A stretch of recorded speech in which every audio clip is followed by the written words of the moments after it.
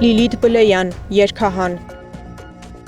11-րդ օրն է, ինչ Նարեկը հացադուլ է անում։ Նարեկին ու Վազգենին ազատազրկել են եթերում արտաբերված խոսքի համար։ Նրանց հանրայնորեն վիրավորած պաշտոնյան շարունակում է ուրախ զվարթ շրջել, իրպես ուրախ պաշտոնյաներով շրջապատված։ Քիչ առաջ էլ ազգային ժողովի նիստ էր վարում։ Եթե այս դեպքից եզրակացրել եք, որ քաղաքացիական պայմանագրի որևէ պաշտոնյայի խոսքի եւ պահվածքի հանդեպ ձեր հրապարակային դժգոհությունը կարող է անձամբ ձեզ նույնպես տանել կալանքի, ապա շնորհավորում եմ կալանք տվողներին։ Նրանք հասել են իրենց նպատակին։ Կալանքի ու բռնության հանդեպ վախը որպես հասարակական ինստիտուտ այլևս գործում է։ Նարեկին անձամբ չեմ ճանաչում, բայց նրա հացադուլային օրագրին հետևելով հասկացել եմ, որ սա նրա համար միայն սեփական կալանքի հարցը բարձրացնելու խնդիր չէ։ Հայաստանյան նոր իրականությունը ենթադրում է երկու փոխպայմանավորող գործիքներ՝ պատիժ եւ լռություն։ Դու բողոքում ես բոլորիս վերաբերող ապօրինությունների դեմ, քեզ պատժում են, ես լռում եմ։ Թեպետ հոգու խորքում գիտեմ, որ այդ պատիժը նաեւ ինձ է վերաբերում, պարզապես ես ժամանակին լռել եմ,